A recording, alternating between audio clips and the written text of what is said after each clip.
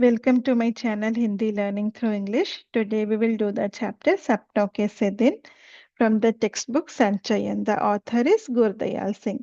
कोई भी भाषा आपसी व्यवहार में बाधा नहीं बनती। पाठ के किस अंश से यह सिद्ध होता है? Which part of the lesson proves that language does not become a barrier in mutual interaction? Barrier, बाधा. सिद्ध, prove. बचपन में लेखक के आधे से अधिक साथी राजस्थान या हरियाणा से थे। So in childhood more than half of the writers friend were from the state Rajasthan और हरियाणा। जिनके साथ वे खेलते थे, the author will play with them. सबकी बोलियां अलग अलग थी। Everyone's dialect were different. वे एक दूसरे की बोलियां कम ही समझ पाते थे। So they could understand each others dialect a little. परंतु खेलते समय यह बस जरा भी महसूस नहीं होती। But when they are playing they will not realize this thing. सबकी भाषा सब समझ लेते थे। Everybody will understand. उनके व्यवहार में इससे कोई अंतर नहीं आता था। There was no difference in their behaviour by this. पाठ के इस अंश द्वारा यह पता चलता है। So this part of the chapter we come to know that कोई भी भाषा आपसी व्यवहार में बाधा नहीं बनती। That language does not become barrier in mutual interaction. आपसी व्यवहार. Second question. पीटी साहब की शाबाश फौज के तमगों से क्यों लगती थी? स्पष्ट कीजिए. Why did the PT sir's praise feel like medals of the army? Explain. Tamgo means medals. फौज means army. शाबाश good.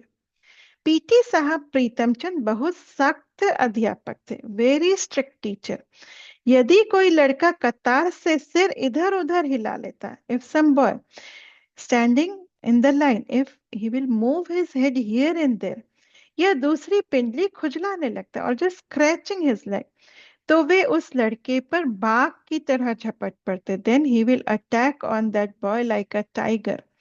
परंतु जब बच्चे कोई गलती नहीं करते, but if the kids will not make any mistake, तब पीटी साहब उन्हें शाबाश कहते। Then he will say good.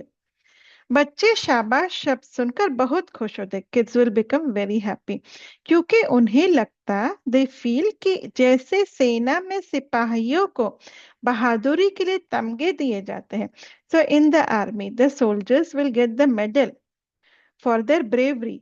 उसी तरह पीटी साहब की शाबाश भी उनके लिए एक तमगे की तरह से। So if the PT teacher will say good, so it was like a medal for them. Question third. नई श्रेणी में जाने और नई कॉपियों और पुरानी किताबों से आती विशेष गंध से लेखक का बालमन क्यों उदास हो जाता था? So when the author was a child, so when he is going to new class, then the smell which is coming from the old textbook and the new notebook, so why he will become sad? नई श्रेणी में जाने पर लेखक के headmaster जी एक अमीर घर के बच्चे की पुरानी किताबें ला कर देते। So the headmaster Madan Mohan Sharma ji, so he was going to teach one boy who was from a rich family. So what the headmaster will do, his old textbook he will give to the author. परंतु इन नई कॉपियों और पुरानी किताबों से आती विशेष गंध से लेखक का बालमन उदास हो जाता था। The smell from this textbook, old textbook and new notebooks, that smell makes the author very sad. क्योंकि नई श्रेणी का मतलब, the meaning of for new grade, कठिन पढ़ाई, डिफिकल्ट स्टडीज, और नए मास्टरों की पिटाई, and the beating of the fear of beating from the new teachers. पुराने मास्टरों की भी अपेक्षाएं बढ़ जाती। The old teacher expectations will also increase.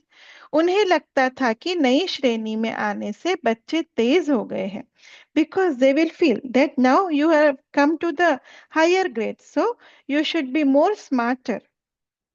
और अपेक्षाओं की पूर्ति न होने पर वे चमड़ी उधेड़ने में देर नहीं लगाते। And if the kids are not up to their expectation, then they will beat the kids. चमड़ी उधेड़ना is one idiom, मुहावरा, means pulling the skin. So skin means beating the students. Question 4, scout parade करते समय लेखक अपने को महत्वपूर्ण आदमी फौजी जवान क्यों समझने लगता था? When doing the scout parade, why the author will feel that he is very important person like a soldier?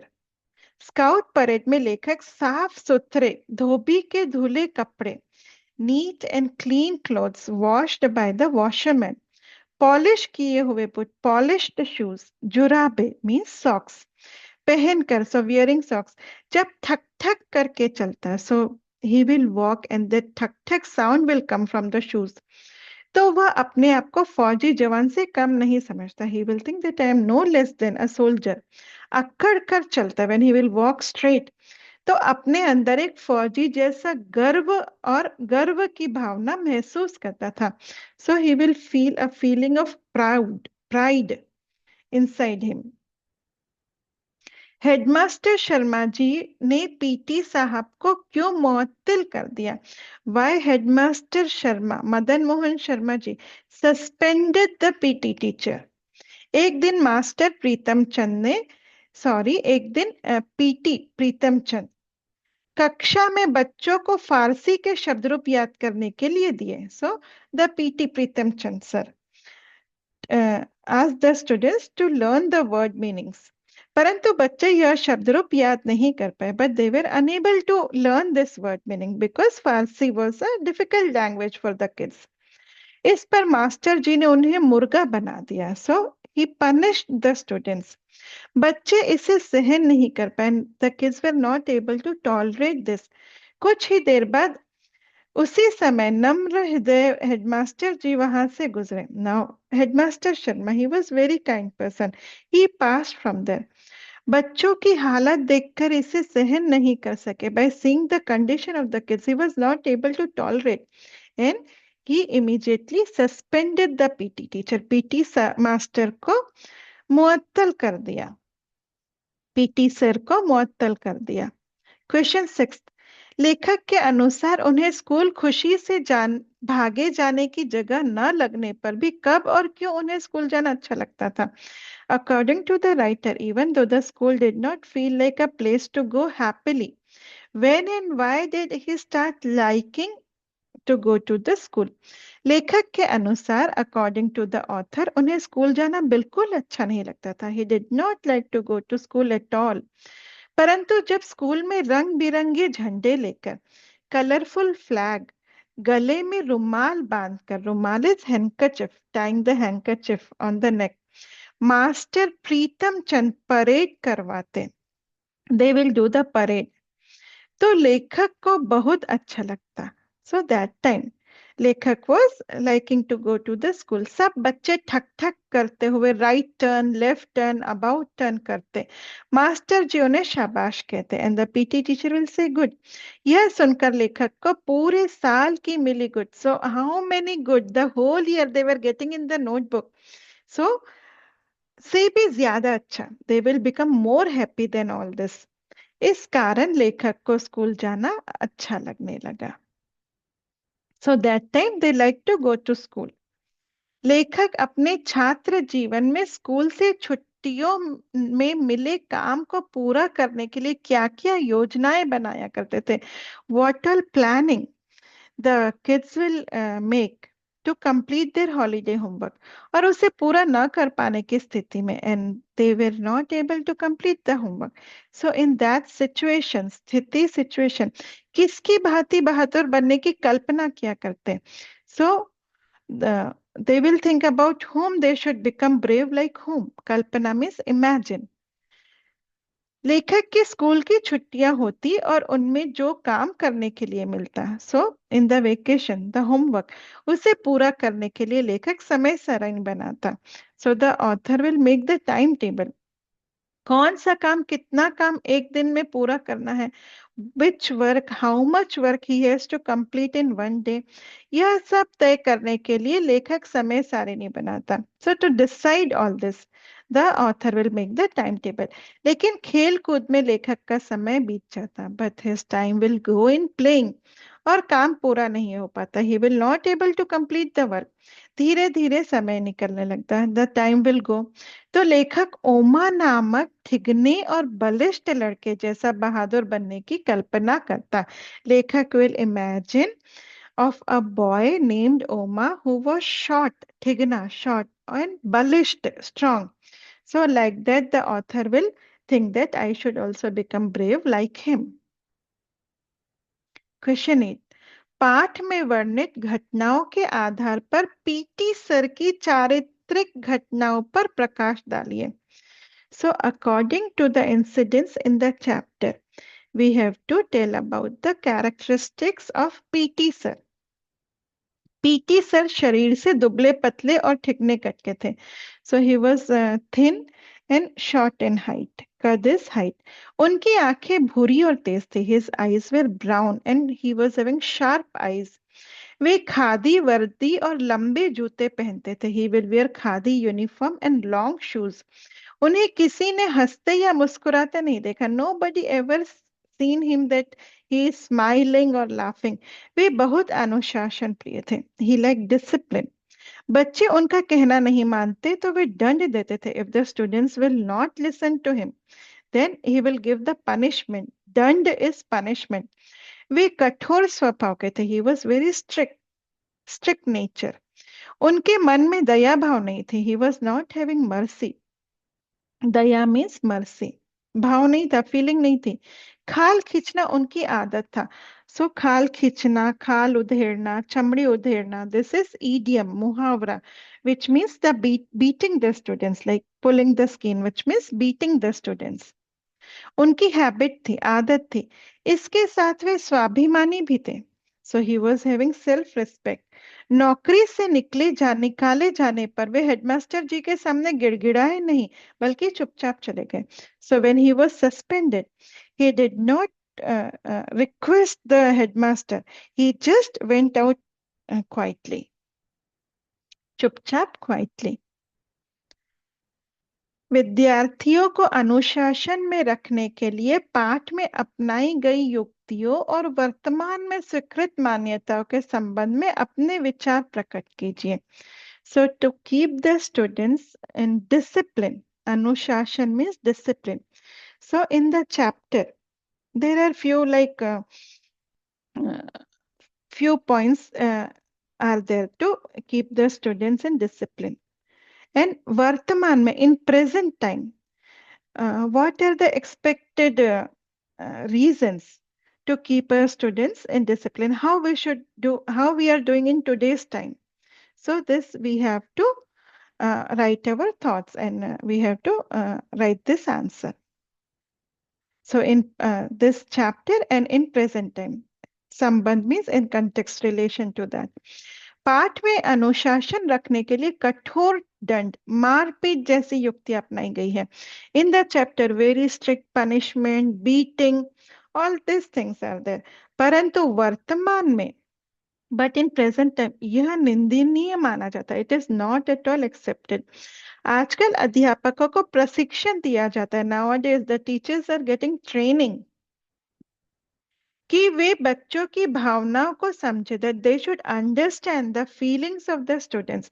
उनके कामों के कारण को समझे. They should understand that why the student is doing like this, what is the reason. उन्हें उनकी गलतियों का एहसास कराए. They should make the student realize that this is the mistake, this is wrong. तथा उनके साथ मित्रता व ममता का व्यवहार करें. So they should behave like a friend and kind behavior, ममता का व्यवहार. इससे बच्चे स्कूल जाने से डरेंगे नहीं. So the student will not be scared of going to school, but they will go happily. खुशी खुशी आएंगे. They will come happily. बचपन की यादें मन को गुदगुदाने वाली होती है, विशेषकर स्कूली दिनों की. So our childhood memory, specially the school days memory, so it will make us happy, make us smile. अपने आप अब तक के अपने स्कूली जीवन की खट्टी मीठी यादों को लिखिए. So if you have to write your own this sweet and sour memories, you have to write your memories, your experiences. मेरे अब तक के स्कूली जीवन में कई खट्टी मीठी यादें जुड़ी हैं। So I have so many memories. बचपन में स्कूल जाना मुझे बहुत अच्छा लगता था। When I was small I like to go to school. कक्षा में दोस्तों के साथ बैठना, sitting with the friends in the class, अवकाश में खेलना, playing in the recess time, शरारतें करना, डूइंग मिस्चीफ, कभी कभी गृह कार्य पूरा ना करने पर अध्यापकों की डांट, sometime if not completing the homework then the scolding from the teacher, ये सब आज भी मन को मुस्कुराने पर मजबूर कर देता है। So till today it this all memories brings a smile on the face. Muskurana means smile. Now the last question of from the textbook. प्रायः अभिभावक बच्चों को खेलकूद में ज्यादा रुचि लेने पर रोकते हैं। Mostly the parents will stop the kids to take more if they are taking more interest in sports, और समय बर्बाद ना करने की नसीहत देते हैं, and they will tell the kids that you should not waste your time. So खेल आपके लिए क्यों जरूरी है? Why the sport is important? आप कौन से ऐसे नियम कायदे अपनाएंगे जिससे अभिभावकों को आपके खेल पर आपत्ति ना हो? So which all rules you will apply that your guardians don't have any problem by your playing? अभिभावकों means guardians. खेल मनोरंजन के साथ साथ स्वास्थ्य के लिए भी लाभप्रद है। So sports and it is good for it's like not only entertain us but it is also good for our health. इससे शरीर स्वस्थ रहता है। Our body will be healthy. बच्चे अनुशासित रहते हैं। The kids will maintain discipline. तथा प्रेम और सहयोग की भावना पड़ती है। And it increases the feeling of love and cooperation. सहयोग। साथ ही साथ प्रतिस्पर्धा के गुण भी समझ में आते हैं। We also understand the quality of competition. प्रतिस्पर्धा। समूह में खेलने से सामाजिक भावना विकसित होती है। If we play in group then this social feeling will also increase. खेल शरीर के लिए जरूरी है। Sports is very important for the body, परंतु उतनी ही जरूरी अन्य कार्य भी है। But other works are also important like studies. यदि खेल स्वास्थ्य के लिए आवश्यक है, if sport is important for the body, तो पढ़ाई जैसे कार्य भविष्य को सुधारने के लिए भी आवश्यक है। So the work, the study, it is important to make our future bright. हमें अपना कार्य समय पर करते रहना चाहिए। We should do our work on time. ज्ञानवर्धक विषयों पर भी उतना ही ध्यान देंगे। If we will focus on our studies also and we will give time to studies also, तो अभिभावकों को खेलने पर कोई आपत्ति नहीं होगी। then our guardians will have no objection in our sports. Thank you for watching the video. Do like and subscribe my channel.